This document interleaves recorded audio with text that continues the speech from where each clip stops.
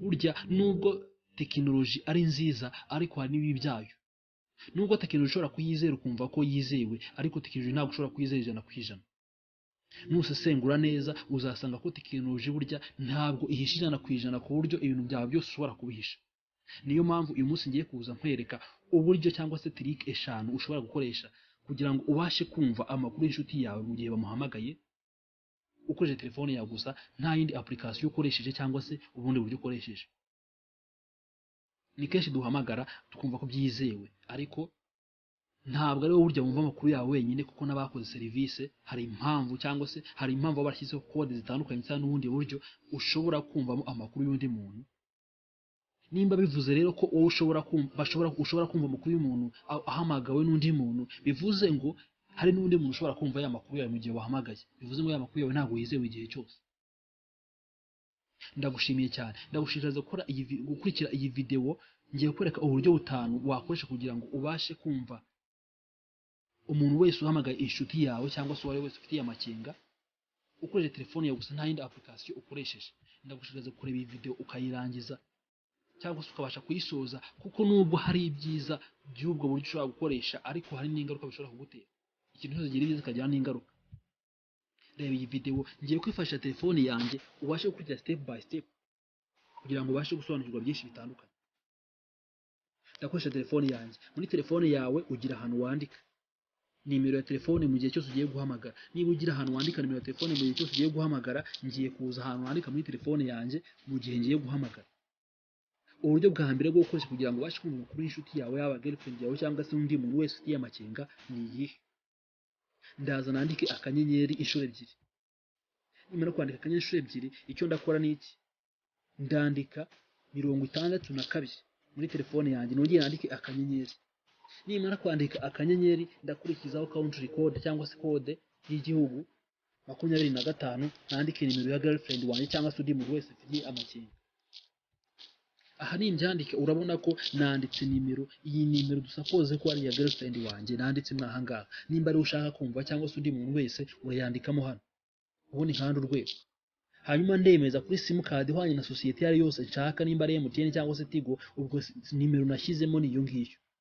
Hanyuma nkande hano nemeze kuri iyo nimero. You see my code started. Hano barambwiye ngo call forwarding registration was successful. Bivuze ngo nemero cyangwa se niyandikishije ko nzajya ngezwaho amakuru cyangwa se amakuru bayansunikira hose, amakuru yageze hehe? Amakuru yageze kuri ya nimero nemejemo hariya. Hanyuma kwiyandikisha byo ntabwo bihagije, ahubwo icyo ngiye gukora ni iki? Ngiye gukora indi step ya 2. Iyi ni step ya mbere, ni tekinike ya mbere ndi kukwereka, ariko iyi ni step ya mbere. Step ya 2, ndaza nkande akanyenyeri 002 nkahanda urwego. Hanyuma nemeze kuri ya simukadi yanjye nari nemeje n'ubundi bwa mbere. Tegereze bansubize. Urabona kuri step ramwe call forwarding service was enabled. None bivuze ngo service none ndayifunguye ku buryo ushobora kuyikoresha. Nureba neza hano hejuru muri telefone yanjye ku ruhande rw'iburyo urasanga hari aka arrow cyangwa se akantu kameze nka forward kagafuresheri kagenda, ndetse hari n'akantu kameze nka call, ikimenyetso cyo guhamagara na forward. Bivuze ngo forwarding yemewe muri telefone yanjye. Ukanda akanyenyeri 002 urwego, bivuze ngo call zose zizaza muri telefone yawe urazemeje, zizaza muri telefone yawe. Ahangaha rero ndahita nza mpakandeho, ushobora kuza nkakandaho ahangaha. Nimba harimo ari call forwarding, ushobora kuza nkakanda ahangaha kuri call forwarding.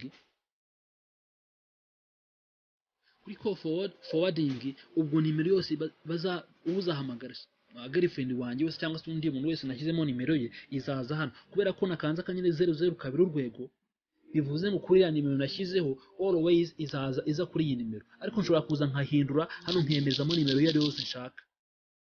Nimba afite nimero 0788 nkagira 27 n'indi mibare irengaho, ariko nshobora kuza nkashyamo 0788 10 na kangahe n'indi irengaho.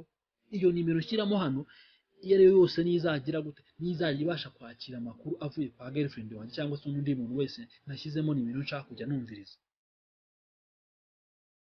Ahangaha nandika 27 nkashyiramo 138, bivuze ngo iyi nimero nizajya yakira amakuru, umuntu wese uzajya uhamagara nimero girlfriend wanjye, amakuru yose azayangeraho azajya ahita ahamagara iyi nimero yanjye kugira ngo nanjye mbe notified menye yuko hari umuntu umuhamagaye.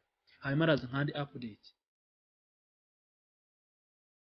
ninkanda update ibi ngibi bivuze ngo nemeje ko girlfriend wanjye umuntu wese uzajya umuhamagara nzajya ngira gute nzajya mbasha kubona amakuru yose cyangwa se umuntu wese umuhamagara nkahita mba notified. Uburyo bwo kufunga icyo uzakora ni iki kugira ngo ufunge buno buryo ni ukuza n'uri muri telefone yawe ugakanda urwego 00 kabiri hanyuma ukongera ugakanda urwego. Nukanda ubu buryo uzaba ufunze ukemeza kuri ya simukadi yawe, utegereze hano baragusubiza call forwarding service has been disabled. Bivuze ngo urabifunze ntabwo wemerewe kwakira ya makuru yawe cyangwa se umuntu wese umuhamagaye ntabwo ushobora kwakira amakuru kuko wabifunze.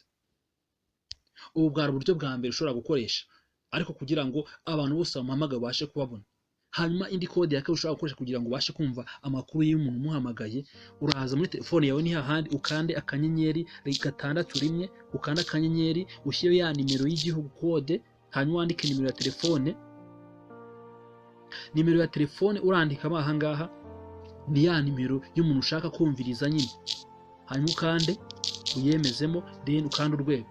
Nyuma ukanda urwego tuza kuri ya nimero, nimba ari Tigo imeje cyangwa se MTN ubwo rategwa na society yariyo, nimba ari Burundi ziba ari za Airtel n'izindi uraza kubitemo nimero yayo yose ushaka. Urabona bambwiye ngo call forwarding destination was successful, bivuze ngo niyandikishije. Ariko uburyo niyandikishijemo bivuze uriya buryo bwa 61 ni igihe atabashije gusubiza telefone. Iyo atabashije gusubiza telefone iriya 60 nakanza akanyenyeri 61 akanyenyeri nkashyiraho nimero akanda urwego, ni igihe atabashije gusubiza telefone. Niba atabashije gusubiza telefone cyangwa se yayihoreye cyangwa se atayifite, icyo gihe koro ninjye uzajya uyitaba, izajya yikiza iwanjye aba aricyo uyitaba. Nuko nguko iyo ubwo ni uburyo bwa kabiri. Hanyuma kubihagarika rero icyo uzaza ugakora ni uko uzaza ugakanda urwego 61 ugakanda urwego hanyuma ukemeza kuri ya nimero yawe yindi.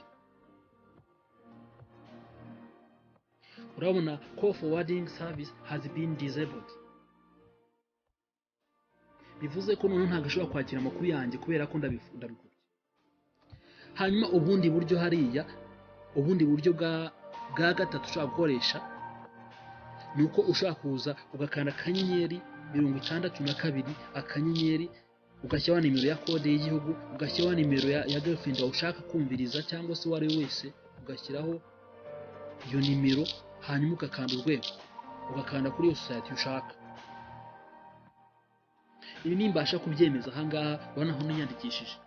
Ubu buryo ni igihe telefone atari kuyibona, nimba hamagaye girlfriend wawe akaba atari kumubona, yaba ahantu hatari network cyangwa se yaba nta muriro afite, wowe ushobora guhita wakira call. Mu gihe nta muriro afite, mu gihe ari ahantu hatari network, mu gihe telefone itari kumugeraho, niwe uzakira call yiwe cyangwa se telefone y'umuntu wese umuhamagaye.